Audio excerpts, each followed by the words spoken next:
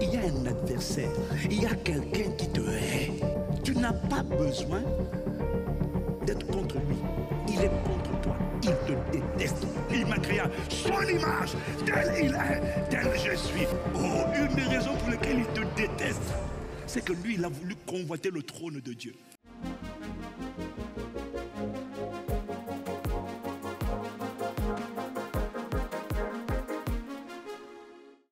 Non, il y a des gens, on doit dire, on n'arrive pas à l'attraper, on n'arrive pas. Et même si tu avais attrapé, tu échappes au nom de Jésus et tu ne retourneras pas dans les bras des méchants. On ne commence pas par la guerre spirituelle. Mais il faut aviser parce qu'il y a trop d'entre nous. Paul dit, nous n'ignorons pas ses desseins. Il y a un ennemi, il y a un adversaire, il y a quelqu'un qui te hait sur la terre. Là. Dès que tu nais, il y a quelqu'un dans le but. Bon. Il va d'abord essayer de te voler, de te kidnapper, de te détruire.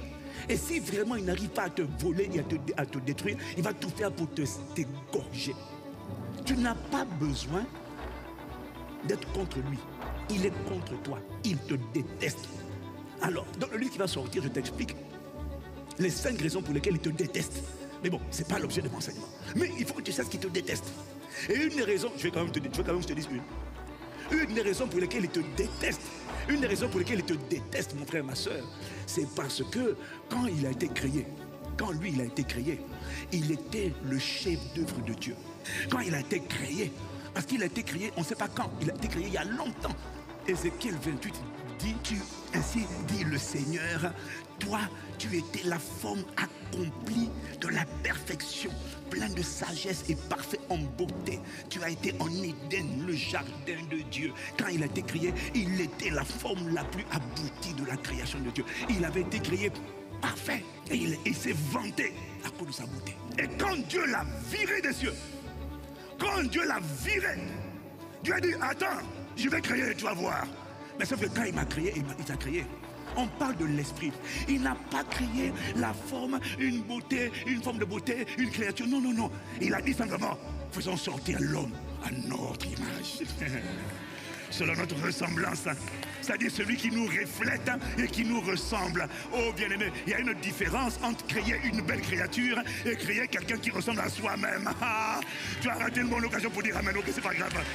On a fermé le chapitre, on a clôturé. Moi, il ne m'a pas créé la forme la plus accrue de la perfection. Il m'a créé à son image. Tel il est, tel je suis. Il n'y a rien de plus glorieux que de créer quelqu'un qui est exactement comme toi. C'est impossible de faire mieux. C'est pourquoi? Parce que lui, quand il s'est rébellé, Dieu l'a viré. Dieu a envoyé le feu sur lui et l'a viré du ciel. L'a viré de l'assemblée des dieux. Il a été viré. Il n'a pas le don de la repentance. Dieu n'a pas pardonné sa rébellion. Mais quand toi et moi on a péché, Dieu dans son amour, dans sa bonté, il a préparé le sacrifice avant la fondation du monde. Il a immolé l'agneau, il savait qu'on allait tomber. Satan, je ne pardonne pas. Parce qu'il a voulu faire un coup d'état, il a voulu prendre la place de Dieu. Mais eux que j'ai créés à mon image, j'anticipe, je sais qu'ils vont tomber, je sais qu'ils vont chuter. Laisse-moi préparer le sacrifice avant. Il dit, mais moi, on ne m'a pas pardonné. Pourquoi on leur a pardonné? C'est ce qu'on appelle l'amour de Dieu. Car Dieu a tant aimé. Tu sais c'est quoi le pire? C'est que autant de fois je peux tomber. Autant de fois il me relève et il me pardonne. Le diable dit aïe aïe aïe aïe aïe. Moi j'ai fait un coup d'état, j'ai été viré. Et pourquoi eux ils ont été pardonnés? Dieu a répondu, je suis souverain. Tu as voulu prendre ma place. Oh, une des raisons pour lesquelles il te déteste, c'est que lui il a voulu convoiter le trône de Dieu. Mais toi et moi, quand Dieu nous a créés à son image, à notre semblance, et quand il nous a rachetés, lui, il voulait le trône, il l'a pas eu. Nous, on n'a pas demandé le trône, on l'a eu. Est-ce qu'il y a quelqu'un qui sent qu'il est un privilégié? J'ai dit, bon, tu n'as pas compris. Moi, en tout cas, moi, je suis un privilégié. Le diable dit, mais pourquoi toi?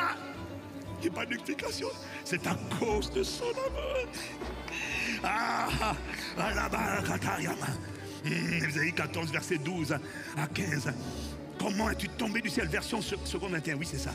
Comment es-tu tombé du ciel, astre brillant, fils de l'aurore? Te voilà battu par terre. Toi qui terrassais les nations, tu disais en ton cœur, je monterai au ciel. Je hisserai mon trône au-dessus des étoiles de Dieu. Petit vantard. Tu as fait comme les gens qui font des coups d'état à leur chef d'état. Le problème c'est que Dieu sonde les cœurs.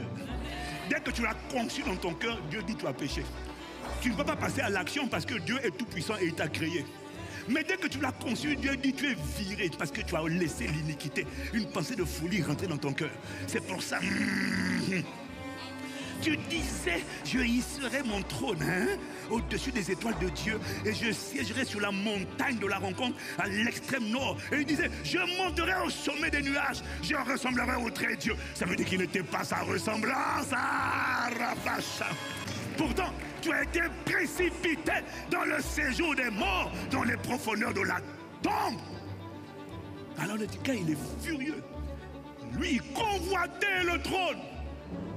Mais nous, quand il nous a rachetés, quand il nous a adoptés, non seulement il nous a délivrés de la puissance des ténèbres, il aurait pu nous délivrer. On peut délivrer quelqu'un et puis le sortir de prison, c'est déjà bon. Mais lui nous a délivrés, il nous a lavés, nettoyés, adoptés, rachetés.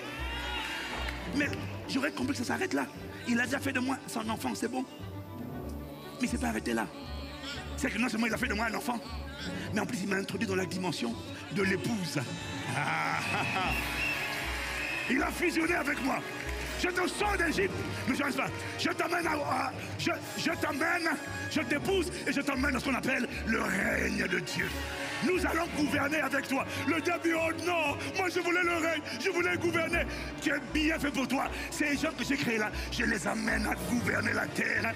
Apocalypse chapitre 5 au verset 10. Mais tu as racheté pour Dieu ton peuple, des peuples de toute nation, de toute race, de toute tribu. Et tu as fait d'eux un royaume et des sacrificateurs pour notre Dieu. Et il régnera. Mon frère, ça c'est mon futur. Ça c'est mon futur. C'est pour ça que je ne suis pas déçu, je ne suis pas stressé. Si vous ne me voulez pas dans vos gouvernements, je m'en fiche. Il y a un gouvernement qui m'attend. Il y a un trône qui a été préparé pour moi. Il y a un règne pour l'éternité aux côtés de l'époux. Donc le gars, il est scandalisé. Voilà pourquoi je te dis, il ne va jamais signer avec toi un traité de paix. C'est pas la peine de dire, j'éviterai de prier pour ne pas le déranger. Que tu pries ou que tu pries pas, il va essayer de te dévorer. Il va essayer de te déchiqueter parce qu'il est en colère. Quand tu ne donnes pas ta vie à Jésus, il te détruit. Quand tu donnes ta vie à Jésus, il devient fou de rage. Parce qu'en Jésus-Christ, tu entres dans les privilèges qui lui ont été refusés.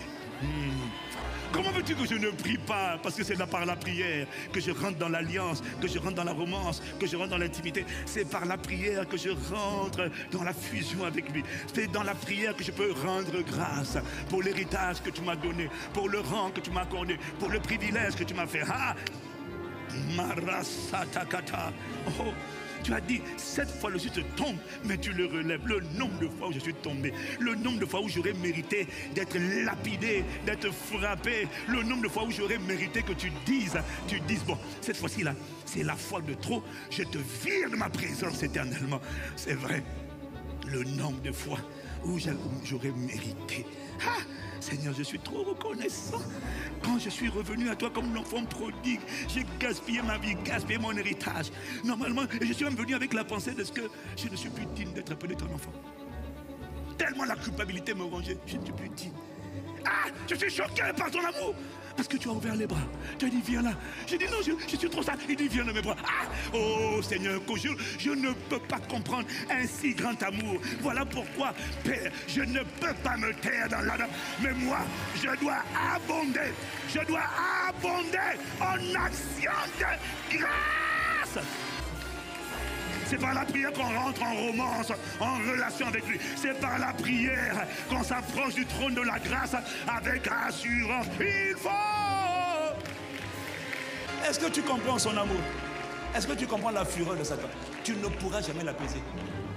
Satan ne connaîtra jamais la repentance. il ne sera plus jamais pardonné. Lui et tous les anges déchus ont été virés. Ils ont voulu faire un coup d'État. Nous, c'est pas qu'on a voulu faire un coup d'État, puisqu'on a été piégé. Notre ancêtre a été piégé. Satan lui a dit, si tu désobéis à Dieu, tu pourras devenir indépendant. Tu pourras avoir la terre pour toi. Et il ne savait pas qu'on se livrant en Romains 6, verset 16. Il ne savait pas qu'on se livrant à quelqu'un comme esclave pour lui obéir. Il devenait esclave de celui à qui il obéissait. Mais nous, on n'était pas là pour dire, Seigneur, je vais prendre ta place. Il est le Créateur. Il a tout créé. L'orgueil. La manière de dire, je vais prendre la place. Je veux être adoré comme lui. Tu dis, bon, c'est toi le Créateur de tout ce qui existe, dans les cieux, sur la terre, l'univers, les systèmes solaires, les galaxies. Tu as vu ses pensées virées. Mais moi, il a eu compassion. Et autant de fois, je suis tombé. Le nombre de fois où j'aurais mérité. Une voix me disait, cette fois-ci, il ne t'acceptera pas. Dès que j'ai dit pardon, je demande pardon. Tout ce qu'il demandait, c'était la sincérité. La voix te dit, non, ne t'approche pas. Il ne peut plus te pardonner. Mais dès que tu dis, Père, au nom de Jésus, tu as senti qu'il n'a même pas tenu la suite de tes phrases. Il dit, je suis là. Ah, malgré ma débauche, malgré ma Père, malgré ma vie décousue, mes mauvaises pensées, malgré mes mauvaises actions, comment rendrai-je à l'Éternel ses bontés, ses bienfaits envers moi? Tu vois, c'est parce que toi, tu n'as pas la conscience de la rédemption et du pardon. Parce que la Bible dit, tu vois, à celui qui a beaucoup pardonné, il aime beaucoup.